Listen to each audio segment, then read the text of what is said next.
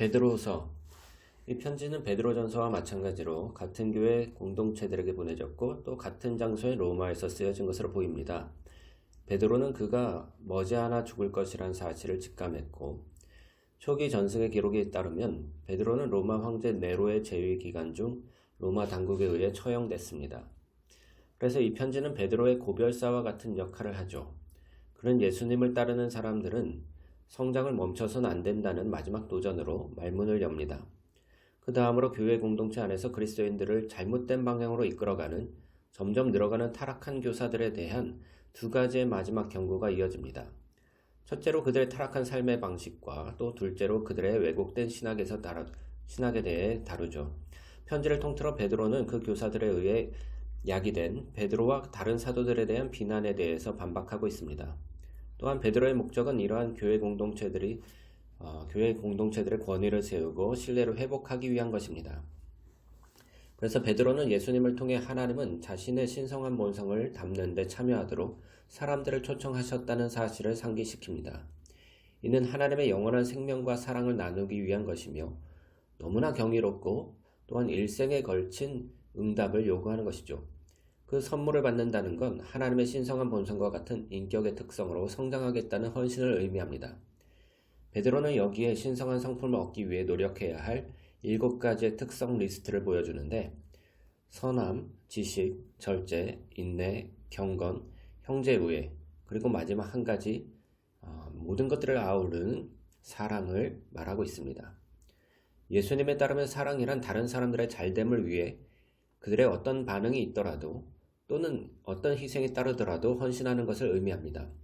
사랑한다는 건 베드로에 따르면 하나님의 영생을 나누는 걸 말합니다. 베드로는 그 다음에 이 편지의 목적에 대해 진술합니다.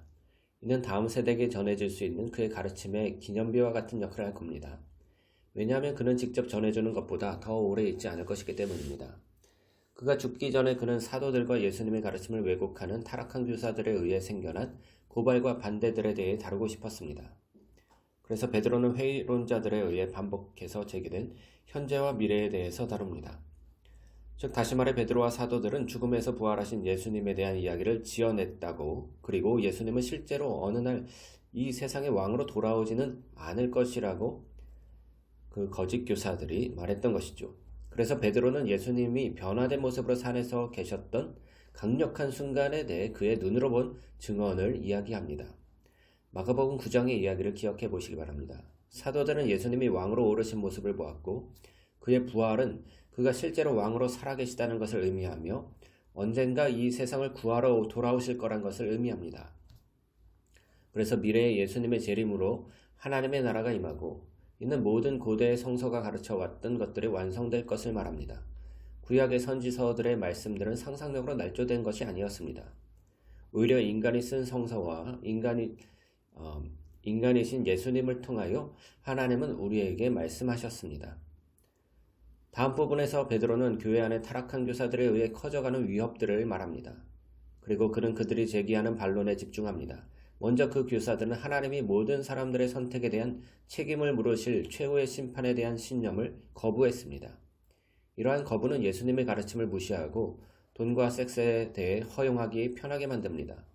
왜냐하면 그들은 교회에서 그런 가르침으로 인해 엄청난 수익을 벌고 있고 난잡한 성적 관계를 갖고 있다는 건 말할 것도 없는 사실이기 때문입니다.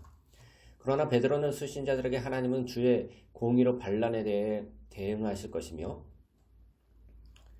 또 하나님이 이미 행하신 구약의 3가지 사례들을 상기시킵니다.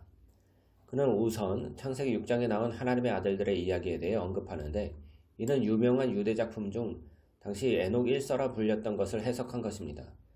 에녹 1서는 하나님의 아들들은 선을 넘어버리고 여자들과 관계를 맺어 하나님의 심판을 받게 된 반역하는 천사들이라고 말합니다. 베드로는 고대의 홍수 이야기, 다음으로 소돔과 고무라 이야기를 꺼내듭니다. 각각의 사례는 하나님의 심판으로 이어진 반란 스토리가 있습니다. 그러나 베드로는 이야기합니다. 하나님은 언제나 신실하셔서 그의 백성들을 구원하십니다. 또한 베드로는 그러한 예로 롯의 이야기를 인용하죠. 베드로는 이러한 고대의 스토리들과 그 교사들의 타락한 삶의 방식을 연결시킵니다. 그들은 돈과 섹스를 추구하며 하나님의 권위를 경멸하고 또한 그들은 하나님이 도덕적 결정들에 대해 신경 쓰지 않는다고 다른 사람들이 생각하도록 이끌었습니다. 베드로는 그들이 그리스도인의 자유에 대한 메시지를 가르쳤지만 마치 자기들이 원하는 무엇이든지 할 수 있는 자격증처럼 그 자유를 남용했다고 말합니다. 그래서 베드로는 바울의 서신들을 3장에서 꺼내듭니다. 그 교사들은 그리스도의 자유라는 바울의 메시지를 왜곡한 것으로 보입니다. 그러나 그것은 바울이 의미했던 유형의 자유가 아닙니다. 베드로는 명백하게 밝히죠. 그 교사들은 진정으로 자유롭지 않습니다. 현실적으로 그들은 그들의 육체의 정욕에 사로잡힌 노예들입니다. 그리고 이들이 그리스도인이라는 사실은 이를 더욱 비참하게 만듭니다. 왜냐하면 예수님의 가르침을 안다는 사실은 그들에게 거듭해서 책임을 묻게 만들기 때문입니다. 그들은 개가 토한 것을 다시 먹으며 돼지가 몸을 씻고 다시 진흙탕에 뒹구는 고대의 잠언의 비참한 사례가 되고 말았습니다. 베드로는 최후의 심판을 부정하는 그 교사들의 배후에 숨겨진 추론을 다룹니다. 그들은 이렇게 말합니다. 하나님 백성들의 세대들은 그들이 소망하는 것들을 보지도 못한 채 태어나고 죽는다.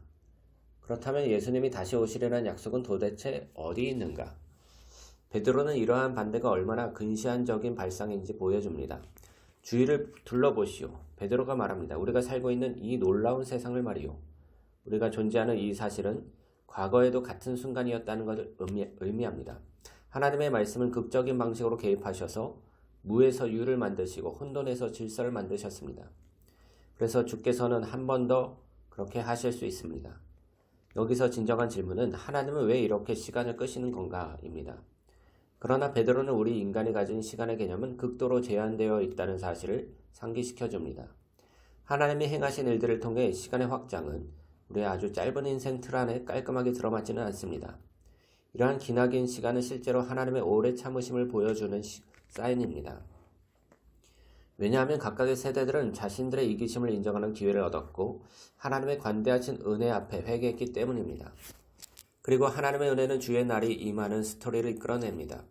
여기서 베드로는 주의 날의 정의를 소멸하는 불로 묘사했던 스바냐와 이사야의 예언적인 시가를 인용합니다.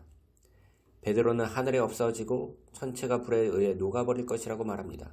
이는 헬라어로 원소를 언급하는 것일 수도 있는데 어느 경우가 되든지 이는 물질적 우주의 소멸을 의미하거나 또는 천체와 관련된 걸 나타내는 것일 수도 있습니다. 다르게 말하자면 별이죠.